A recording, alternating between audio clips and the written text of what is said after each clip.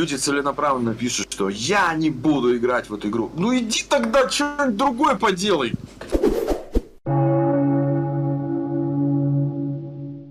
In literally the span of about 2 to 3 weeks, 4 of the games I've kept my eye on have fucked up massively or been fucked by someone in a position of power. Elite Dangerous, the game that I have covered for majority of my time being a creator, introduced great amounts of pay to win. Helldivers 2 getting utterly fucked over by Sony, forcing their PSN account requirement, leaving huge amounts of player base simply unable to play the game just because they can't simply create PSN accounts, because of the country they're living in. Kerbal Space Program 2, the whole developer team, Intercept Games, gets laid off by the parent company, Take-Two, and of course, Escape from Tarkov completely shitting the bed so bad that there's now a hole leading straight to China. And that, I think we should take a quick look at. So, what the hell happened to Tarkov, and how the hell did we arrive here? And more importantly, what were the failures of Escape from Tarkov? Or basically put, blin, this is big pizdец. Now, of course, there's no denying that Escape from Tarkov is one amazing game in the making. The amount of detail to the guns, their parts, attachments, builds, all of that is really cool, you can't deny that. Pair that with extremely difficult and extremely rewarding gameplay loop that has spawned, honestly speaking, a bit too many copycats, only speaks volumes of this hyper-realistic tactical shooter. You know, it's kind of funny, the Tarkov basically is like Star Citizen but for FPS games. However, unlike Star Citizen, well, Tarkov fucked up hard. But how and why? Well, that's why we're here to find out. So, let's jump in. And of course we start off with the cardinal sin of gaming, the pay to win. Escape from Tarkov, you see, started as a little in-browser Unity game that quickly garnered notoriety and spawned a full project to make this hyper-detailed and realistic tactical shooter with emphasis on gunsmithing and looting. With a very punishing and very rewarding gameplay loop, it attracted the hardcore, and capitalizing on this interest, the developer, Battlestate Games, for now named Escape from Tarkov, offered crowdfunding-like packages with varying price points and varying contents inside, like more guns, items, or other functional things, including a notably larger so-called safe container that, in case of death during a raid, would not be lost. And that was exclusive to the most expensive package. At this point, a few people might argue that, well, these items that you get are not unique or not pay to win because you can unlock them in-game. However, only a literal idiot will deny that the safe container is not pay to win. However, even if they are pay to win, well, is this really a failure of the game? Well, fundamentally pay to win disbalances the game by default. And considering that Tarkov is a multiplayer game that garnered even more multiplayer features over the time, like player markets, well, I wonder what could one do with a bit more storage, for example.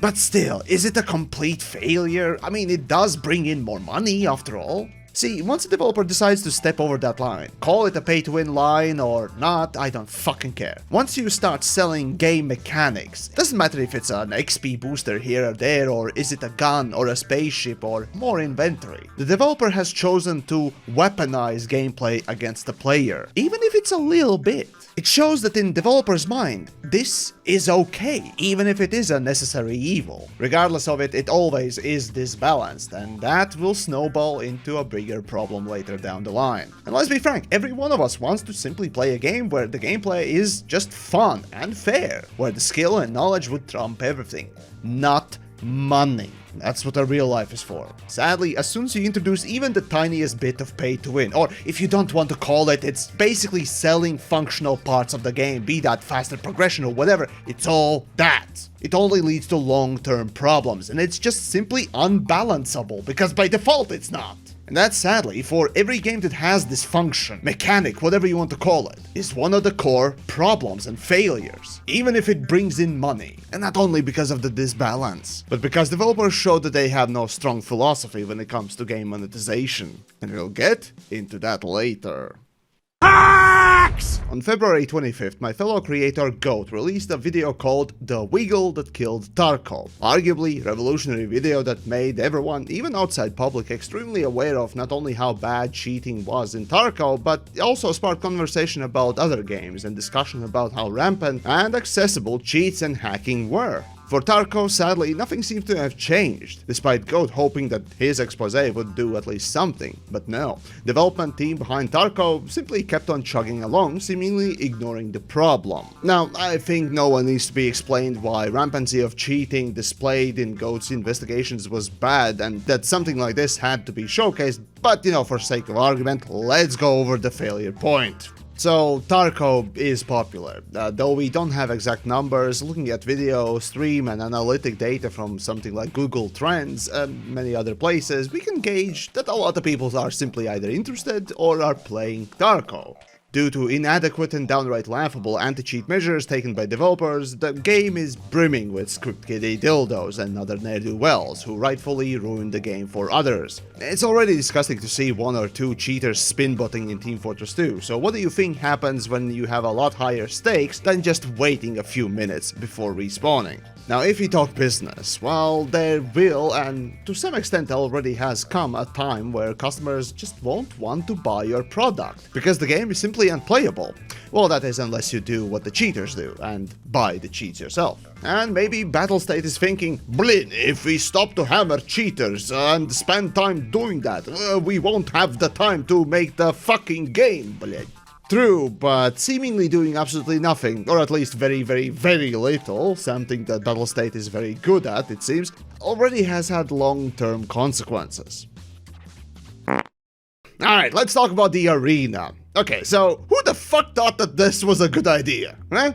Okay, fine, I get it. On paper it sounds good. It's a short, quick, pick up and play sort of a game mode that gets casual players into the game and also offer a competitive avenue for the game. I mean, you already have most of the features, right? Good ballistics mechanics and most of the hyper-realistic crap. All you need is just some team deathmatch. Team deathmatch. Team deathmatch. Team deathmatch. Team deathmatch. Team deathmatch. Team deathmatch. Yeah, hindsight is 2020. It flopped harder than a body-slammed fish. Now, by now I've seen a few games do the arena mode, or a mini game, that nearly always has flopped and been a waste of time for everyone, basically. Elite Dangerous, my stomping grounds, in 2015 introduced arena mode for those quick pick up and play games, but the mode was so half-assed and limited that no one played it, and because no one played it, it didn't get development further, so it pretty much instantly died. Then I think there was League of Legends arena mode, that also was rushed, and hell, even Star Citizen has the arena minigame. But you see, there is a reason why since Quake Arena in early 2000s, the arena gameplay mode has been a hit and miss at best of times, and even less so when it's attached to a dedicated game beforehand, even if it is masquerading as a separate game. Now, of course, can a smaller bite-sized game mode succeed? Well, yeah, sure, but it rarely has been given a chance. See, what usually kills these game modes are the developers themselves, and it's no different with Tarkov. Of course, coming out with this mode or a separate game, Battlestate Games made a big PR push for it, presenting it like it's the next big thing and all the other clown-like claims. But that's kinda expected. I've seen this PR song and dance far too many times to be surprised. But if we take Arena seriously for a second, well, problems started arising from pretty much every corner. Instead of equipment buy menu or class-based system, there were presets, which were unbalanced, preset unlocking itself was bullshit grinding, matchmaking itself was unbalanced, the main game skills were also planned to be transferred over to Arena, and of course pay to win also made an appearance. Just to name a few. Now, okay, Battlestate Games wanted to make Arena less like a game mode and more like a separate game, just, copy-pasting majority of mechanics. Idea is not bad, but why am I reminded of Hizzy or H1Z1 so much? Well, anyways, that's beside the point. Now, the point being, idea not bad, but the execution, half-assed, poorly thought out with complete inability to learn from the industry peers. And all of this seemed to have been pushed out, just to get the injection of funding for the main game in the first place. And that never goes well. Just think, if Arena succeeds and it's really popular and it's really cool, then what's the point in developing the main game that it was supposed to fund, right? Better focus on Arena. Or if Arena fails, well then you wasted your time. Good job. Genius. Seriously, it's like a Ponzi game development. Make another game to fund the real game before it, and then another one to fund the one before. However, of course, this is just speculation, right? Right? Which leads us to the topic of money. Well, about 2 months back, a fellow creator by the name of Reload, hopefully I got that right, anyways, released a rather interesting video going over some of the then released and publicly available information about Battlestate games, as well as touching on the topic of why Tarkov is dipping into the microtransaction pool with the cosmetics years after proclaiming that they wouldn't ever do it. We know that free-to-play developers are constantly inventing new ways to trick people and make more money, and we personally do not want to spoil Escape from Tarkov with this. Now I highly recommend checking out every single creator I touch on today, so I'll just summarize the basics. So Tarkov has been in development for about 8 years, however in recent times monetization has changed drastically, and it could be that they are running out of money, despite claiming that they're pushing for 1.0 soon. Despite doing that big marketing push and in 2023 visiting those 4 big gaming conventions, seemingly splurging on money everywhere. Yet at the same time releasing Arena to fund the main game, adding microtransaction, cosmetics, and of course finally releasing that Unheard edition with ever-expanding pay-to-win and other bullshit. Well, either way, looking from a side, well, all of these moves, well, they do smell of desperation now, don't they? No matter how you slice it, Tarkov's development has been plagued by financial troubles and bad decisions, which leads to more bad decisions and bad expenditures. This certainly has been a failure, but not the cause of the problems. Which neatly leads us to the crux of the shitfest, the tipping point, the Unheard edition announcement. $250 might sound like an insane amount of money for any game. Well, unless of course you're a Star Citizen fanboy, but that's the thing, the price didn't do the trick. Again, Star Citizen has been selling in-game ships for far more. No, it was the duplicity and hubris of this company to claim that this version that include the long-awaited offline mode to be not a DLC, that it's totally different, blin. Yet it also included the progression and items for the online game as well.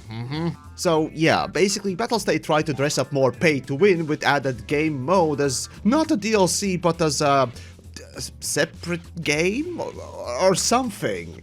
First of all, PvE game mod this is not DLC. DLC in our understanding is the major additions to the game, including various functionality and content that are released after the official release of the game as ultimate DLC pack. Please keep your money, you're only funding their exit strategy. Communities offended doesn't get it, doubles down, totally missing the point, triples down again like a clown. Yeah, this is where the shit hit the fan hard. See, in the previous most expensive pay-to-win package, The Edge of Darkness, one of the key selling points was free access to all subsequent DLCs. And apparently this offline mode was not deemed as DLC. Rightfully, people got pissed, and Nikita, the CEO of the company, doubled down, saying that, well, this is not DLC, and other points. Then a few hours, he had to backtrack at least some of these points. And then a few hours, he had to backtrack some more. Additionally, from their store page, they completely removed the Edge of Darkness package, replacing it with Unheard Edition. But anyways, bottom line being that this is clearly a greedy and or desperate attempt to price hike with little to no actual value being added to keep funding the project. Now, I get it, business is business, but this is really bad business and no one's going to deny that. So where's the real failure here? Is it the pay-to-win? Or is it the Unheard Edition? Or is it maybe the expenditures? Or maybe the arena? Or just pure incompetence, maybe? Well, after following the development of Tarkov from afar, I might not be the most observant person on every detail, however, I have my theory. A game. Nah, we're not doing that. In the backlash of Unheard Edition, Nikita's excuse, then the later backtrack, and the backtrack to the backtrack, culminated in a clip like this. То есть люди целенаправленно пишут, что я не буду играть в эту игру. Ну иди тогда что-нибудь другое поделай. Зачем ты тратишь время? Зачем ты возмущаешь пространство, что-либо пися в чате, да? Как бы, ну, это, конечно, о многом говорит, на самом деле.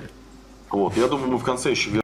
See, those who have followed Tarkov's development, and especially Nikita and his presentation capabilities, probably have seen this behavior before. And not only from him, but from his company too. In 2018, a short year after the first beta release of Tarkov, gathering great amounts of player attention and, dare I say, love, They also started getting critique from fans and creators, ranging from gameplay, development, and all other types. Some less serious or useful, some more. One such instance came from creator by the name of Eroctic, and Nikita, Battlestate Games, at the time didn't seem to like what Eroctic had to say, whether his information was right or not, whether what he presented was correct, valid or not. Battlestate Games wanted the video gone, and what do petty companies do in that case? Well, of course they abuse the DMCA system, claiming Eroctic's video as copyright infringement. Falsely, of course, seemingly just to delete it. Now, of course, this is not how the system or laws are supposed to function, but the knee-jerk action was done. However, after 30 days, of course the video was reopened, but the PR disaster was done. Since then, I'm happy to see that Eroctic is still making videos, streaming, and he seems to be in good spirits about the incident, so go give him some love. As for Battlestate Games, well, they've seemed to have learned not to pull this bullshit again, yet the mentality of petulant child still seems to remain even today, as we can see. Now, of course, I'm not saying that BGS can't take criticism, though that's sus even today. No, to me this indicates a pattern of very out-of-touch behavior. Despite saying that, oh well, we don't want to implement microtransactions back in the day, they seem not to realize that pay to win, the Age of Darkness that originally was sold, is even worse than a few cosmetics. The disconnect in bad monetization practice introduction, well, doesn't seem to connect, I guess. And this behavior of ignoring the intense cheating problem, the unheard edition's DLC status, let alone the arena flop, can all be traced to a rather simple reality that whoever's making these decisions is thoroughly out of touch on how to run a business and or make a good fucking game. Now, of course, games are products and businesses have the duty to make money. But to those idiots in the comments saying, well, what else could have they done if not introduce more pay to win or this unheard edition? Why are you complaining? I say, you can make a good fucking game and not be a colossal cunt. It takes just a little bit of attention to be paid to your fan base, what it wants, listening to people, what they're critiquing, how the industry also works, and how to manage a fucking product or a project. Fact of the matter is, Tarkov raked in money, so they could afford at least the talent, which partially they did. But when it came to making decisions, oh no! Now, clearly, Tarkov has grabbed people's imagination. I mean, fuck, gunsmithing is utterly amazing, and extraction shooters are as popular as they are because of Tarkov. But, sadly, Nikita and co. either are so far up their asses and or are so bad at running business that I'm left to conclude that they are extremely out of touch. That now we're getting even more pay to win, a shitty second arena game mode that's basically there to just fund the main game in the first place, and the DLC that apparently is not DLC, cause pshol nahуй, ёбаный дебил, блядь, give me money, блядь. In the end, I don't know what will happen to Tarkov. I'm personally waiting for Stalker 2 while playing Gamma myself, so I'm set. However, I'll keep my eye on Tarkov regardless. Oh, and if for some reason something funny happens, something like a DMCA suddenly strikes my channel or something stupid like that, well, go check out my Patreon and support my work there. It really does help out, so thank you, and I'll see you then next time.